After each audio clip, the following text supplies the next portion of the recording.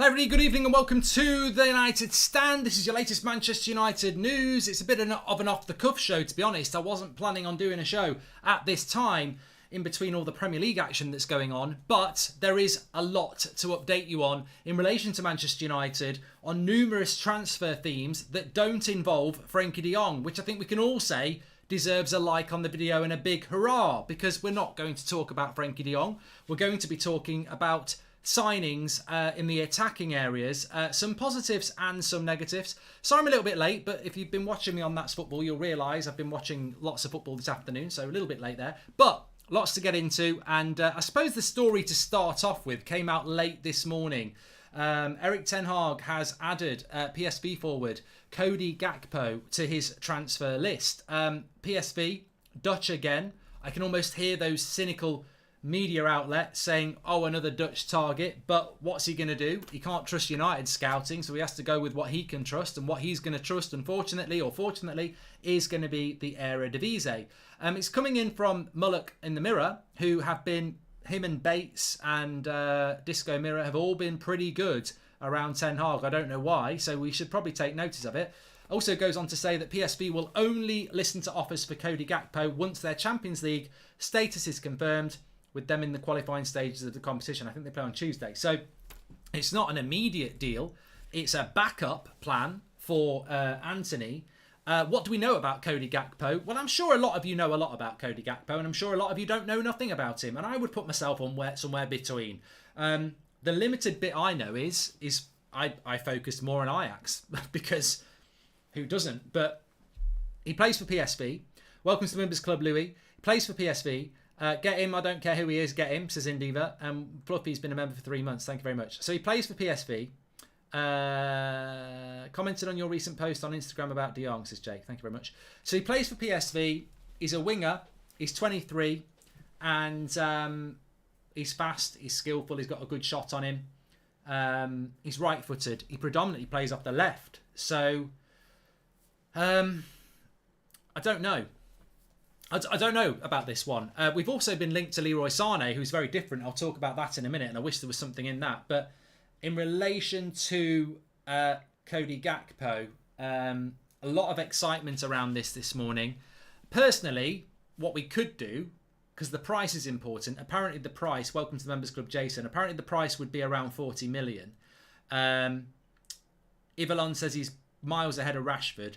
He'd almost be benching Rashford, actually, because I believe his best position is off the left. And whilst a winger can play off the left on the right, Rashford hates playing off the right. So what if Gakpo doesn't want to play off the right and we're buying another left winger? That's my concern. I don't know enough about him to know if he can play comfortably off the right. We need a right-sided winger, preferably with a left foot. We don't need another left winger who likes to invert with a right foot. So it's not, and the reason we need that is we can't put Gakpo on the left and then say Rashford on the right. He hates it. Sancho can do both. You can bench Rashford for Gakpo, but I think Anthony's the one we need. I really do think Anthony's the one we need, but this is obviously an alternative. Saw you the other week in Devon having dinner with your family, but didn't want to disturb you. Hope you had a nice holiday, says Slabhead. Thank you very much. And you say that Ten Hag is paying lip service to the Glazers when he says that he's happy with the squad, but you buy every word he says about Ronaldo. I don't say those things, Akshat. I don't know what you're talking about.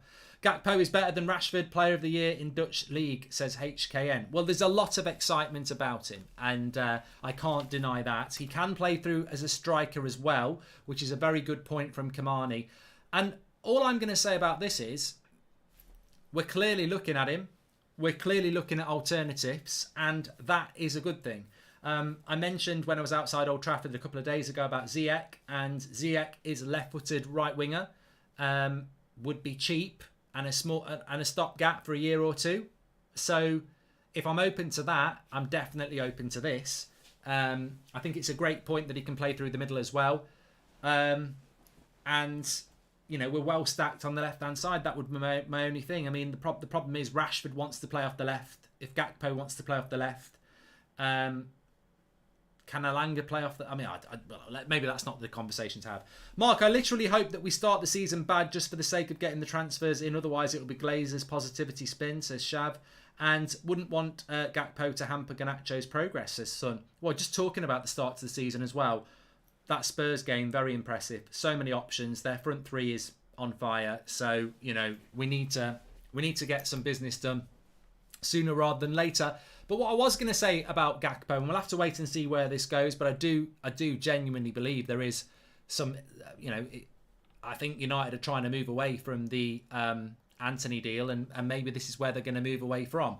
There will be cynics, there will be critiques, there will be constructive criticism, and all those things are fine. He's predominantly a left winger with a right foot. We've got lots of those. He is an alternative to the player that Ten Hag wants. I don't think people talk about that enough, by the way. So we're going to go and get option B or C instead of option A. How many option Bs has Ten Hag had already? Martinez, I like him, but he's option B to Timber. Darwin Nunez, we didn't get him. We don't know what's going to happen with De Jong. Anthony doesn't get him. So unfortunately, I like the look of some of these players, but they're not option As. And I said that back in May. He needs to get a lot of option As, and at the moment he clearly isn't getting that. But he's an exciting player, and I think it's an interesting one to monitor. As I said this morning, I mean, you're almost in a situation where you don't get Anthony and you don't get Young, and you offer De Jong, you offer £70 million for Sangare and Gakpo. I think many of us would take that, wouldn't we? For the price you pay for De Jong, you get Gakpo and Sangare. So maybe that's an option, I don't know. But look, that's one to keep an eye on. Certainly is one to keep an eye on.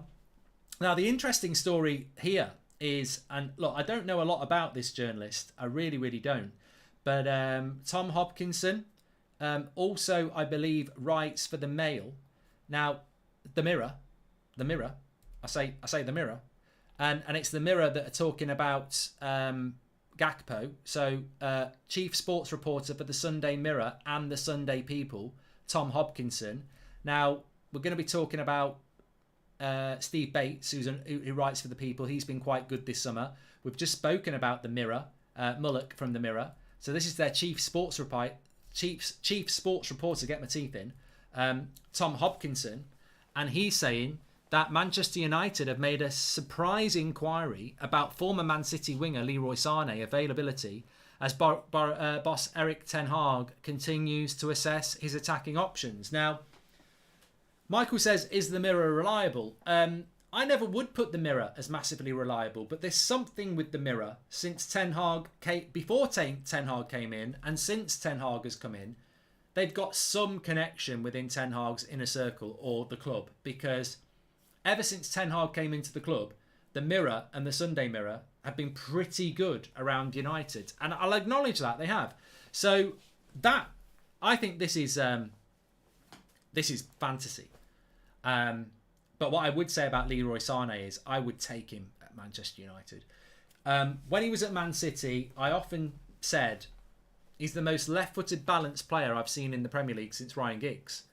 I like Leroy Sane. I'll be honest, I don't know whether it's gone well at Bayern, and I don't know whether he would be a good signing. I don't know whether he's injury prone or whatever. I don't know all those things, but for me, that's pure fantasy, and I would be very, very, very interested in that if it was true. I've never heard anything about it. It's completely left field, but he is the chief sports reporter for the Sunday Mirror and the Daily Mirror, I believe, as well. And they have been pretty good around United so far. I mean, it could just be complete nonsense. Remember, we've been linked to Kante this summer. We've been linked to all sorts of players, but I'd like that. United Stand is a place to go for transfer news, says Jerryson. You're very informative. Thanks so very much for being straight. Thank you very much for watching, and thank you very much for the super chat. So, Sane, I would love at Manchester United. I believe we need a left-footed winger. We haven't got one. Not that can play first-team football. And that was the reason I wanted Anthony. But if there was any chance of us getting Leroy Sane, I would absolutely love it. I don't know how old he is now. He's one of those players. He could be 26. Yeah, I'd be happy with that. I'd be very happy with that. But maybe there's something in it. Maybe there isn't. I don't know why Bayern would be looking to sell him. Not too sure. Really, I've been very busy this afternoon. I've not been able to delve deep into it. But he's still got 3 years left on his deal, says Himanshu. I don't know. I would imagine the only sense this deal would make is if Bayern are looking to sell him. So I don't know about that one. We all hoped Rashford would turn out at least half as good as Sane, says Matt. Sane is perfect for Man United. I see him working well with Ronaldo. What do you think? I'd love it. I'd love this deal, Kay. I'd love it. Ten Hag getting all this plan Bs and Cs board's a joke. Go get Anthony, says Dazzo. Yeah, but what I will say is Sane, Gakpo, Ziyech, I still think the club should be delivering Anthony. I think he's the player that he wanted, and that's the player that should deliver. So I'm not going to dwell on Sane too much. I would absolutely love him at United. Left footer, very, very high quality. But I don't know whether we'd go for him. I think look, Ryan Giggs is a United legend, but Sane always had something about him that reminded me of the way Giggs played. Love a bacon signing me, says Sam. So let's see. Look, it could be complete nonsense. It could be the start of something. And sometimes, I remember Donny van de Beek happening very similar. I'm sure that started on a Saturday afternoon, and I was like, I don't believe it. And then it built. So maybe this is the start of something. We'll have to wait and see. This is more realistic. This is coming in from Fabrizio Romano. I don't know whether you saw this today. There was talk that Sesko had decided to stay in Austria for another year. That was then, I think that came in from Sky Austria actually. Then that was discredited as not being true. But then Fabrizio Romano's come in and said this. Leipzig director, so Sesko plays for RB Salzburg in Austria. RB Leipzig director in Germany and main figure of Red Bull Group, Oliver Mintzlaff, will meet today with Benjamin Sesko's agent to discuss a potential move. Romano goes on to say that doesn't mean it will happen. There's still interest from Man United and Chelsea, but that is logical and a concern because RB Leipzig, RB Salzburg, they do a lot of business together. So I think Sesko's not going to happen. I'm quite happy if it does happen, but I don't think it's going to happen. I think there's too much interest in him, and I think that the price is going to be too high. And it's interesting actually. We're going to put a couple of quotes in from Steve Bates, who writes for the Sunday People. He's been quite good this summer. I haven't got the quote from it, but he did say in the same article that United have been very insistent that they're not going to overpay for players this summer. Well, I don't think there's a United fan out there that's proud about that. I don't know why that keeps being put out there. I mean, have you ever asked the question why we should be happy about that? Why would we be happy that the club are putting it out there that they won't overpay for players? It just shows you again how out of touch Man United are. Why would the fans go, we're not going to overpay for players. Get in. War a trophy. Like, why do Man United fans who don't trust this board, who watch this ownership take dividends out of the club every year, why would we be interested in a story about us not wanting to overpay for players? Why? Why would we do that?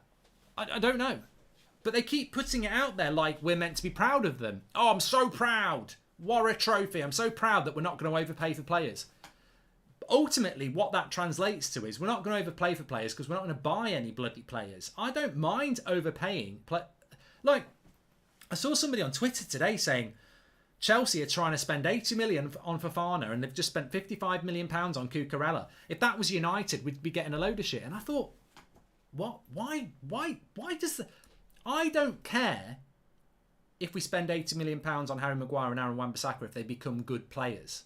At the time, there wasn't many people 3 years ago going, I can't believe we spent 80 million pounds on Harry Maguire. I can't believe we spent 50 million pounds on Wan-Bissaka. Because as a fan, you want them to do well. When they turn out to be not very good, you then go, what a bad signing that was. I don't care if United want to pay 90 million pounds for De Jong. If he comes into the team and revolutionises the team, he's worth every penny. The problem is, and this is where United go wrong, they've now got this mentality, we're not going to pay silly figures for players. That was never the problem. The problem wasn't what you paid. The problem was what you bought in the first place.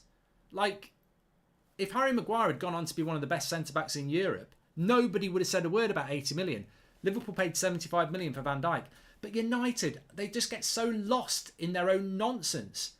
They keep putting it out there to journalists. We're not going to... One thing's for sure, we're not overpaying this summer. But it doesn't matter if you overpay if you get the right player, because you don't overpay. You never... I suppose what I'm trying to say is you don't know if you've overpaid until the player comes in and flops or succeeds. You could spend £40 million on Sesko, and if he scores 20 goals in his first season at 19, he's worth 80 straight away.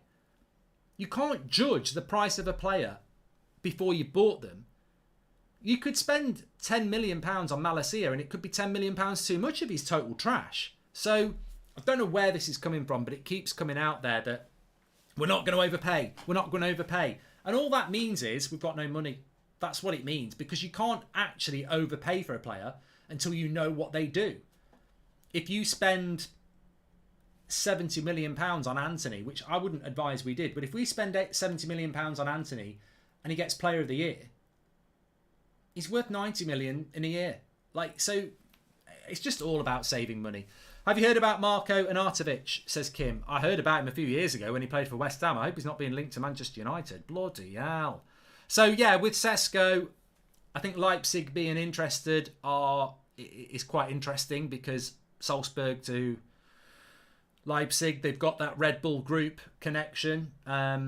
It's a logical move for him to go and play in Germany. I think he'd suit the German league very, very well. But we'll have to wait and see what happens with that. But I suppose what I would say is tomorrow's Sunday, the day after that's Monday. Slow Sports News. But what I mean by that is Monday is 3.5 weeks till the transfer window closes. All summer, all I've ever really heard from people who want to be positive is there's ages left in the window. There's ages left in the window. The window doesn't open till mid-June. We're now approaching mid-August. The transfer window is going to close very, very soon. And we've done an abysmal amount of business in and out. And time is starting to run out. So all these stories about... Well, take, for example, the story about Sane. If we're in for Sane, we ain't doing that deal. We ain't going to do a deal with Bayern for Sane in 3.5 weeks. We need 3.5 months. So time is running out. Chemical says Sane, Gakpo, Renato Sanchez. Bit of breaking news for you, mate. He signed for PSG 2 days ago, Renato Sanchez. But let's talk about Steve Bates in the People. He's come out with a couple of comments as well.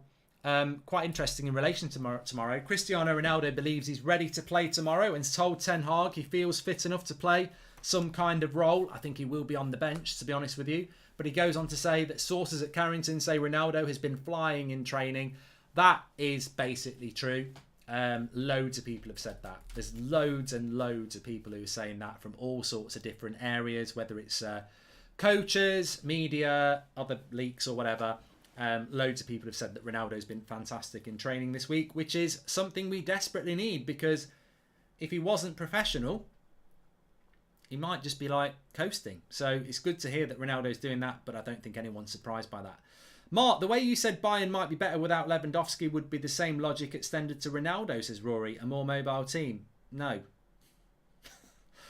No, because the reason I think Bayern might be better without Lewandowski is because they can play in a different way. They've got lots of different options. They've got Sane, Mane, Kingsley Coman's still there, Gnabry. There's some other players as well they've got as well. There's a brilliant comment on the video I did about Ronaldo on That's Football a couple of days ago, where somebody in the comment section was basically saying that all these people who want rid of Ronaldo are right, but they're not living in reality. Like Ronaldo, Man United without Ronaldo might be a better team, but it's fantasy, because the reality is 3.5 weeks left of the transfer window. We've got no fit striker apart from Ronaldo, and the board are crap. So we can't be better off with Ronaldo this season without Ronaldo this year. You might be right that you want to get rid of him. You might be right thinking we'll be better off in the future without him. But unfortunately, if Ronaldo was not available at United, Martial's injured, and even if he's fit, who are you bringing off the bench? We basically have got Sancho, Martial, Rashford. That's it.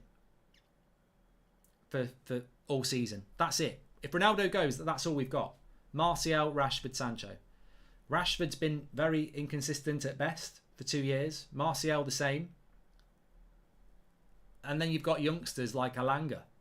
So we need Ronaldo to stay, because we actually need Ronaldo to stay and sign a Gakpo or an Anthony or a Ziyech or a Sesko. That's what we need to happen. If we were thinking about getting rid of Ronaldo, then what we should have done is prepared for it a lot better.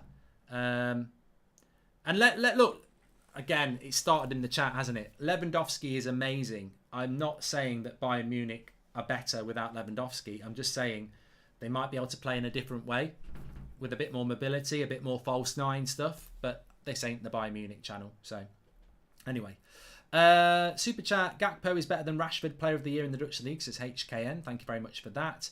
I think a lot of people are going because they want to watch the Chelsea game, which is absolutely fine by me. Can I just say this?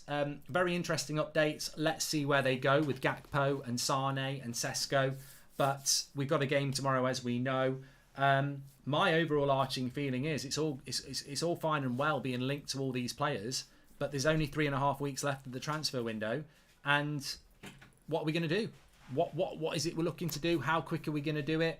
We've almost wasted 3 months already. So I don't know. I don't know what's going to happen. But look, at least we've got some different news. And at least we didn't talk about a certain Barcelona midfielder. That, to me, is an achievement.